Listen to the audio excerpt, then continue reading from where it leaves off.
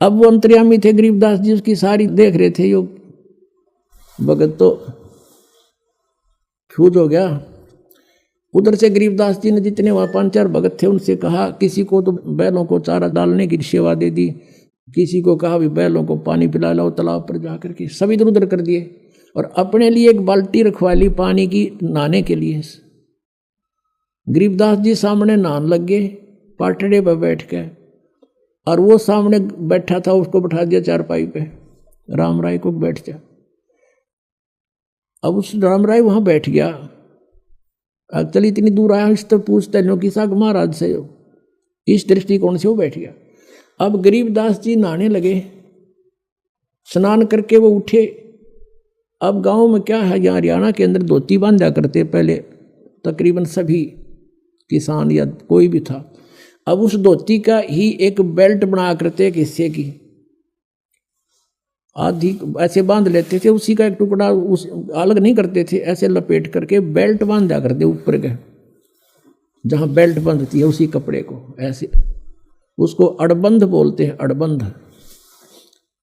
तो गरीबदास जी ने नहा के और धोती ऐसे लपेट ली और फिर कहा उससे कि राम राय से कि भाई सरदार जी एक भाई ये मेरे हाथ का चोट लगी हुई है, उंगली काम नहीं करती और ये मेरी धोती का गांठ लगा दे। तो शरीर के चारों तरफ के ला के फेर कर ऐसे गांठ लगानी होती थी, वो धोती शरीर के अंदर से निकल जाती और गांठ धोती का लग जा, शरीर के चारों तरफ नहीं रहे। अब उसने सोचा कि कहीं तरह से धोखा लग गया, तो उसने फेर निकाली और फिर गांठ लगानी चाहिए, वो फिर उसी तरह शरीर के अंदर से निकल गए और वह धोती के गांठ लग जा। गरीबदास जी ने वो फेर रखा था कि इसकी फड़क निकल लेंदे सारी। अब जैसे ये धोती थी, उसका एक हिस्सा ऐसे कर दिया करते थे किसान, ऐसे ऐसे करके, और फिर उसको बांधते थे फिर शरीर के चारों तरफ के, वो धोती से कनेक्टेड रहती थी शेष के, और ऐसे शरीर के चारों तरफ के वो लावे और गांठ नो लानी थी, वो नो खींचा शरीर में निकल जा, धोती का गांठ लग जा। अब तीसरी बार भी जब यह सतीथि हो ली, उसने ऊपर ने देखा कि देखा तो नहीं है तेरे का ना, इधर न्यू सोचा अच्छा बड़ी बूझ गांठ भी ना लगती इससे। जब उसने ऊपर को देखा और राम राय था विष्णु जी का पुजारी, तो गरीबदास जी का ऊपर का हिस्सा विष्णु जी जैसा हो गया, सिर पर मुकुट, 4 हाथ, शंख चक्र गदा पद्म। जब उसने नो देखा चरणा में पड़ गए और गरीबदास जी ने बोला रे मैं तेरे कैसा किसान हूँ या गांठ क्यों ना लगती तेरे तय। तब उसने देखा ध्यान तक को तेरे की तो भाई आम व्यक्ति नहीं है, चरण पकड़ दिए। अब ऐसी लीला करे बिना वो राम राय सुने नहीं कुछ, यो ज्ञानी 60 पट। अब राम राय विवश हो गया कि ये तो भाई परम शक्ति है, विष्णु जी अवतार आए हैं, विष्णु जी ना है तो उसका अवतार जरूर है, मतलब हमारी ऐसी धारणाएं होती हैं। तो इसलिए उसको ये ज्ञान सुनाना, शरण में लेना कहते हैं। 100 साल सीधर मैं करूं अपने जन के काज, तो मालिक ने वाली लीला बख्शी, रजा बख्शी उस पर, वो ज्ञान सुनाया सारा। 1 हफ्ता रोक्या, खूब उधर जानने का दिल करे था उसका, रंग दिया रंग में। तब उसने कहा कि भगवान ये ज्ञान तो आज तक किसी ने हमें नहीं बताया जो आज आपने बताया। तो गरीबदास जी ने कहा कि ये ज्ञान भाई भगवान ने बताया मेरे थे, वो स्वयं आए थे, वो पूर्ण परमात्मा कबीर जी हैं जो काशी में एक दानक की भूमिका, दुल्हे की भूमिका करके गए हैं, और आपके गुरु नानक देव जी के भी वही गुरु थे। अब वो तो राम राय तो सारी मान गया, बाकी सिख समाज मानो चाहे ना मानो। तो क्या बताते हैं, हम सुल्तानी नानक तारे, गरीबदास जी कहते हैं कि मेरा भी उद्धार किया, अब्राहिम सुल्तान अधम का उद्धार किया, और नानक जी का उद्धार किया, और दादू दास जी का उद्धार किया उसी कबीर परमात्मा ने। हम सुल्तानी नानक तारे दादू को उपदेश दिया, और जात जुलाहा भेद नहीं पाया, वो का सीमा है कबीर हुआ। अब राम राय जी कहने लगा सरदार जी, अब उस क्योंकि शुरू में यह ज्ञान इंसान सुने है, कभी सच्चा कभी झूठा, ना नो नहीं ऐसे नहीं, तो उसका दिमाग झूम रहा था इस कारण से भी, और वैसे भी उसका उर्फ नाम झुमक रहा था। तब गरीबदास जी ने कहा कि तत्व भेद कोई ना कह रे झुमकरा, ये पैसे ऊपर नाच सुनो रही झुमकरा। कोटों मध्य कोई नहीं रे झुमकरा, अरबों में कोई गर्क सुनो रही झुमकरा। अब गरीबदास जी कहते हैं कि जो ज्ञान मन बताया ना, पहले तो किसी के पास यूं है नहीं, और जो बाकी दो विद्वान बने फिरे हैं, कहते हम वेदों को जानते हैं, उनका पैसे उपनाच है, वो कथा करते फिरे हैं, पैसे कमाओ हैं, दुनिया को ठग रहे हैं, उनके पास खक नहीं।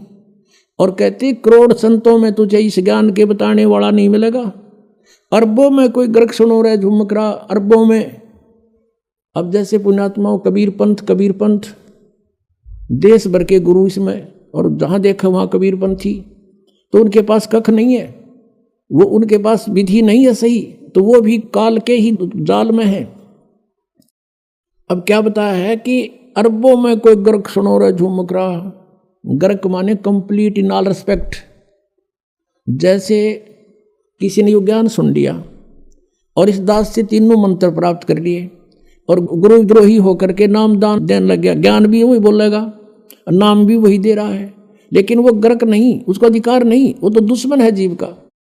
तो ऐसे मान लीजिए किसी ने कबीर साहब की वाणी, कबीर सागर पढ़ लिया, जैसे कबीर पंथियों का आज तक जिसका भी इतिहास देखा है, जिसके भी वहाँ से यहाँ से आए हैं, उन्होंने बताया है कि वो ये नाम देते हैं, वो ये नाम देते हैं, और कोई कुछ नाम देता है, कोई एक पूरा मंत्र सा बता देता है, पाताले सब सिंधु नाम फलाना नाम, और कोई नाम देता है श्री गुरु सतगुरु वे नमः, ये एंड बैंड बोले सारे। और ये कुछ एक इनमें से कबीर साहब की या सृष्टि रचना सुना के, थोड़ा बहुत कथा कुथा सुना के दिखा जानो, ये भी वाह बात बताओ इस दास के तरह। और जैसे ये राधा स्वामी वाले पंथ के भी सचखंड और सतलोक की जो हमारे रेल बना रहे थे, इन्हें कह भी ना पता, तो ऐसा लगे कि ये भी सचखंड की बात करें और वो भी सचखंड की बात करें, वो भी कबीर साहब के बारे में कहता है, तो ये नकली है सारे, ये गर्क नहीं है, ये कंप्लीट इन ऑल रिस्पेक्ट नहीं है। इनके पास सब कुछ ज्ञान भी हो गया कि आपका ये रोग है, और उसने बता दिया तेरा ये बीमारी है, सुनकर किसी और ने बता दिया तुझे ये रोग है, और औषधि है नहीं, तो क्या फायदा उस ज्ञान का। वो तो डॉक्टर के पास जाओ जिसके पास या जड़ी है और रोग भी बताओगा, और जाती दवाई देगा, ठीक हो जाएगा। तो कहा है कि कोटों मध्य कोई नहीं रहे झुमकरा, अरबों में कोई गर्क सुनो रहे झुमकरा। अरबों में, जैसे एक गांव में अगर 10,000 15,000 व्यक्ति रहते हैं, उसमें 5,000 गुरु पाओगे। थोड़े बताऊं बल्कि ज़्यादा बेसिक हो जा। जैसे किसी के बालक के कोई तकलीफ होगी, पहले तो उसकी सास कहेगी बेटी बार लीगा दर दे 100 रुपया, फिर पड़ोसन आवेगी क्या हो गया बेटी 28 का ऐसे ऐसे हो गया, अग भीतर लीगा दर दे 2 रुपये। एक और आवेगी इसका नजर हो रही है, चौराहे पर मिट्टी ठा के फेंक दे इसके ऊपर गए। चौथी आवेगी गुड़गाम वाली की बोल दे, यानी एक के ऊपर 5 मास्टर हो जाएंगे गुरु। ऐसे ऐसे हर घर में 1-1 2-2 जरूर पाओगा। कोई ब्रह्मा की पूजा बतावे, कोई विष्णु की, कोई शिव की, कोई भैरव की, कोई भूत की, ये बतानी है नरे। और कोई फिर कहे ब्रह्म पूजो वशिष्ठ ऊपर भगवान नहीं, इनकी भी गिनती नहीं। गीता जी अध्याय नंबर 7 के श्लोक नंबर 19 में कहा है कि अर्जुन बहुनाम जन्माना मनते ज्ञानवान माम प्रपते वासुदेव सर्वमिति स महात्मा सुदुर्लभ है। बहुत बहुत जन्मों के अंत के जन्म में कोई मेरी पूजा करता है, ब्रह्म तक पहुंचती है उसकी बुद्धि, ना तो अन्य देवताओं में फंसे रहते हैं। लेकिन ये बताने वाला कि वासुदेव सर्वमिति, वासुदेव यानी वो परमात्मा तत्परम। गीता जी अध्याय नंबर 18 के श्लोक नंबर 62 में कहा कि सर्वभाव से उसकी शरण में जा। कहते ऐसे बताने वाला कोई संत के वही पाप नाशक है, वही पूर्ण मोक्षदायक है, वही सारी सृष्टि का रचने वाला है। कहते ये बताने वाला साधु तो मुश्किल तो मिलेगा। तो उसी दृष्टिकोण से गरीबदास जी कह रहे हैं कोटो मध्य कोई नहीं रह झुमकरा, अरबों में कोई गर्क सुनो रह झुमकरा, तत्व भेद कोई ना कह रह झुमकरा, ये पैसे ऊपर ना सुनो रह झुमकरा। तो गरीबदास साहिब ने कहा था भजन करो उस रब का जो दाता है कुल सभी का। ये है वो कुल का दाता, कबीर इज गॉड, और इसी की पूजा करो। बोलो सतगुरुदेव।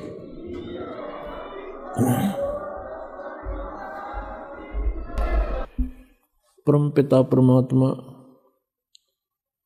सर्व सृष्टि रचनहार कुल मालिक, सत्य पुरुष, अकाल मूर्त, शब्द स्वरूपी राम, ये कबीर देव हैं, कबीर साहिब हैं,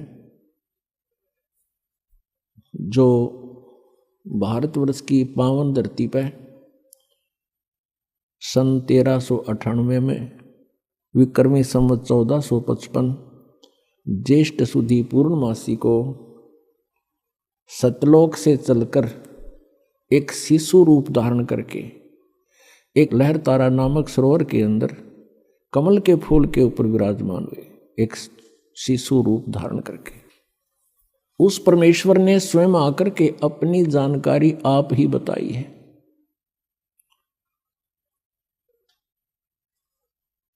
और उस परमेश्वर के बताए ज्ञान से काल के दूतों ने अपनी अलग अलग दुकानें खोल ली। सब सचखंड सतलोक के गीत गान लगे। उनको कह कह का पता नहीं सचखंड क्या होता है, सतनाम किसे कहते हैं, और सतलोक सार नाम सतशब्द सतनाम ये क्या चीज है। इसके विषय में आदरणीय गरीबदास साहिब जी, जिनको परमात्मा पूर्ण ब्रह्म अपने गुण, अपनी लीला, अपनी महिमा के अनुसार, अपने स्वभाव अनुसार जो लीला करते हैं, उस लीला के माध्यम से वो परमात्मा आदरणीय गरीबदास साहिब जी को गांव छुड़ानी, जिला झज्जर, हरियाणा में आकर के प्राप्त हुए थे। उनको फिर अपना सचखंड दिखाया, अपना सतलोक दिखाया, सर्व ब्रह्मांडों की सतिथि दिखाई, सभी भगवानों की सतिथि से परिचित करवाया। फिर उस प्यारी आत्मा को वापस शरीर में छोड़ दिया था। आदरणीय गरीबदास साहिब जी को मृत जान लिया था। घर वालों ने, कुल के लोगों ने इकट्ठा होकर के उनको चिता पर रख दिया था। अंतिम संस्कार करने की तैयारी थी। उसी समय परमेश्वर कबीर देव जी ने, कबीर परमेश्वर ने उस आत्मा को शरीर में प्रवेश कर दिया। उसके बाद गरीबदास साहिब जी ने अपनी आंखों देखा सचखंड का जो ब्यौरा दिया, वो परमात्मा ने जो 600 वर्ष पहले ज्ञान दिया था उससे ज्यों का तो मेल खाता है। गरीबदास साहिब जी ने कहा है कि हम देखा सो सच है और सकल प्रपंच, हमने जो आंखों देखा भगवान की महिमा, कबीर परमेश्वर जी की महिमा, वो सत्य है और बाकी सब प्रपंच फैलाए बैठे हैं। उनके विषय में कहा कि बेखों के लश्कर फिरें, बेख मीन पंथों के, ये पंथों के लश्कर फिरें। लश्कर माने टोड़ के टोड़, पता नहीं कितनी दुनिया ने घेरे बैठे हैं ये लोग। बेखों के लश्कर फिरें, ये बाणी चोर कठोर, सतगुरु धाम ना पहुंचेंगे ये 84 के ढोर। गरीबदास साहिब जी ने कहा कि जो कबीर परमेश्वर की वाणी को चुराकर अपनी दुकान न्यारी खोल ली, पंथ चला दिए, सचखंड का ठेका ले लिया, उनको पता कुछ भी नहीं है, तो उनके विषय में कहा कि बेखों के लश्कर फिरें। लश्कर माने पूरी सेना की सेना। और ये वाणी चोर कठोर, परमात्मा की वाणी को चुरा कर ये स्वयं संत बन बैठे और अब सच्चाई को स्वीकार भी करने को तैयार नहीं, इतने कट्टर हो गए। वो संत भी और उनके अनुयायी भी कहते हैं सतगुरु धाम ना पहुंचेंगे ये 84 के ढोर। ये सतलोक नहीं जा सकते, ये 84 लाख योनियों में यहीं पर अपना भटकते रहेंगे। पुणात्माओं, हम यहाँ काल के जाल में कैसे फंसे और हम यहाँ इतना कष्ट उठा रहे हैं, फिर भी मृत्यु पसंद नहीं करते। किसी के दोनों पैर कट गए, एक हाथ को पैरालाइसिस है और वो भी अभी जीने की आशा करता है। किसी के, एक व्यक्ति के 4 पुत्र थे, चारों मृत्यु को प्राप्त हो गए, वो भी अभी जीने की आस करता है। ऐसा क्यों है? क्योंकि हम मृत्यु पसंद नहीं करते और मृत्यु डेफिनेट। तो जो ना होने वाली वस्तु की हम यहाँ चाह रखते हैं, तो सबसे बड़ी भूल तो अपने यहाँ लग रही है कि मृत्यु होगी और मरना नहीं चाहते। कारण क्या है? क्योंकि हम ऐसे स्थान पर रहा करते थे जहां कभी मृत्यु होती ही नहीं थी। कोई भी वृद्ध अवस्था पसंद नहीं करता। एक माई लगभग 65 से ऊपर की उम्र की, और उसको एक बहन ने यहाँ आश्रम में ही उसको ताई कह दिया, बुढ़िया कह दिया। वनो कहती है अच्छा मई बुढ़ी होगी, दांत नहीं उसका, शलवर पड़ रही सारे शरीर मुंह पे। तो कहने का भाव ये है नहीं, उसका दोष नहीं। हर प्रत्येक व्यक्ति यूं चाहता है कि मैं युवा बना रहूं, वृद्ध अवस्था ना हो और मृत्यु ना हो, और यहां दोनों डेफिनेट। इसके लिए परमात्मा बताते हैं, जैसे श्रीमद् भगवत गीता अध्याय 7 के मंत्र 29 में गीता ज्ञानदाता कहता है कि जो साधक जरा और मरण से, जरामीन वृद्ध अवस्था बुढ़ापे का कहर और मृत्यु, इन दोनों से छुटकारा पाने के लिए जो प्रयत्न कर रहे हैं, वे उस परमात्मा को, तत्ब्रह्म को और सारे अध्यात्म को, यानी सब अध्यात्म, उस तत्व ज्ञान को, तत्व ज्ञान से और पूरे सभी कर्मों से परिचित हैं। वो किसी भी वस्तु की यहाँ डिमांड नहीं करते। वो ये चाहते हैं कि हमारी जन्म मृत्यु समाप्त हो, और वो लोग जहाँ पर जाने के बाद वृद्ध अवस्था नहीं होती वो प्राप्त हो। तो गीता ज्ञानदाता से अर्जुन ने पूछा 8वें अध्याय के प्रथम मंत्र में, उसने पूछा कि आपने तो 7वें अध्याय के 29वें श्लोक में तत्ब्रह्म के बारे में कहा है कि उसको जानकर, सारे दातुम से परिचित, सब कर्मों को जानकर प्राणी केवल जरा और मरण से छूटने का ही प्रयत्न करता है। तो वो किम तत्ब्रह्म, वो क्या है वो तत्ब्रह्म?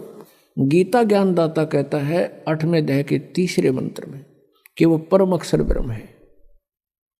परम अक्षर ब्रह्म, आज सुबह भी सुना था आपको, 3 पुरुष हैं, एक सरपुरुष, एक अक्षर पुरुष, और तीसरा ये परम अक्षर पुरुष। परम अक्षर पुरुष कहो, परम अक्षर ब्रह्म कहो, इसको सत्य पुरुष कहो, सत्य माने अविनाशी, और इसको पूर्ण ब्रह्म कहो। ये पर्यायवाची शब्द है, उपमात्मक शब्द है परमेश्वर के। तो गीता जी अध्याय नंबर 15 के श्लोक 1 से लेकर 4 में, 16 और 17 में इन 3 प्रभुओं की स्थिति स्पष्ट कर रखी है कि सबसे श्रेष्ठ वो सरपुरुष और अक्षर पुरुष से भी अन्य है, वो परम अक्षर ब्रह्म है। परमात्मा हमें यहाँ आकर बताते हैं, मेरे अंशाबाई अंश रूप था जब तू आया। जब तू सतलोक से आया तेरी ऐसी दुर्गति नहीं थी, तू इतना कंगाल नहीं था भक्ति का। आज तुम भक्ति के कंगाल बना दिए, भक्ति धन से कति रहित कर दिए इस काल भगवान ने। ये समर्थ प्रभु नहीं है, ये ब्रह्म 21 ब्रह्मांड का स्वामी है, और ये आप ही से एक टैक्स लेता है, उससे अपने ब्रह्मांड चला रहा है। यहाँ की नीति इस ब्रह्म से लेकर, सरपुरुष से लेकर और नीचे तक, राजा तक की एक जैसी नीति है। जैसे यहाँ से पुण्यकर्मी प्राणी ओम नाम का जाप करके ब्रह्मलोक प्राप्त कर लेता है, तो वहाँ जब ये जाता है, इसकी पुण्य, इसकी साधना, इसकी भक्ति धन साथ होता है, और वो ब्रह्मलोक को प्राप्त होता है। ब्रह्मलोक इज ए रेस्टोरेंट, वो एक होटल है, उसका मालिक ये काल है ब्रह्म, और होटल का मालिक जो चार्ज करता है, जो उनको खाने को देता है, उसमें से ही अपनी कमाई करता है, उस कमरे का रेंट लेता है। तो वो सब चार्जेज आपसे लेकर के वो तो अलग, फिर आपके खाने पीने में जो खर्च होता है, आपकी कमाई वो अलग, तो वहाँ से अपना जो टैक्स वो अलग रख लेता अपनों को, जिससे अपना ब्रह्मांड चला रहा है, और आपको वहाँ खाली करके खोखा और नरक में भेज देता। तो पुण्यात्माओं, ये ज्ञान भगवान ने स्वयं आकर दिया, परमेश्वर ने। हम कैसे फंसे इस काल के जाल में, हम सभी तो आज आपको सृष्टि रचना सुनाएंगे। जैसे आज सुबह का सत्संग था, भजन करो उस रबदा जो दाता है कुल सबदा। अब वो दाता कुल सबका जो दाता है, सबका पालनहार है, वो परमात्मा है कौन? अब उसकी जानकारी आपको होनी चाहिए। जब तक आप सृष्टि रचना से परिचित नहीं होगे तब तक आप किसी भी सदग्रंथ को और परमेश्वर कबीर जी की वाणी को या परमात्मा परिचित जितने संत हैं उनकी अमर वाणी को आप नहीं समझ सकते, उसका अनर्थ ही कर सकते हैं। तो आप जी को परमात्मा की उस मास्टर की का ज्ञान कराते हैं। मास्टर की माने मुख्य चाबी। सृष्टि रचना परमात्मा को पहचानने की एक मास्टर की है। आज से 600 वर्ष पहले परमात्मा आए थे और उस समय ये ज्ञान प्रदान किया करते थे, उच्चारण किया करते थे, अपनी अमृतवाणी से बोलते थे, जो आदरणीय धर्मदास जी ने लिपिबद्ध किया था, लिखा था। और वो लिखा हुआ आज हमारे पास पवित्र कबीर सागर जी के अंदर, पवित्र कबीर जी की साखियों में, पवित्र शब्दावलियों में हमारे पास उपलब्ध है और पवित्र कबीर बीजक में। वैसे कबीर बीजक कबीर सागर से ही निकसित एक अलग से ग्रंथ उन्होंने वाणी छांट कर बना ली। तो वो परमात्मा ने स्वयं आकर के ज्ञान दिया था। और उस समय परमेश्वर स्वयं कहा करते थे कि तुम जिन प्रभुओं की पूजा कर रहे हो, श्री ब्रह्मा रजगुण, श्री विष्णु सतगुण और श्री शिव जी तमगुण, ये नासवान हैं, इनकी जन्म मृत्यु होती है, ये समर्थ परमात्मा नहीं है, ये केवल आपको अपना किया कर्म ही दे सकते हैं, उसमें कोई परिवर्तन ये प्रभु नहीं कर सकते। इनका भी विनाश होगा और इनके आश्रित प्राणी भी विनाश को प्राप्त होंगे।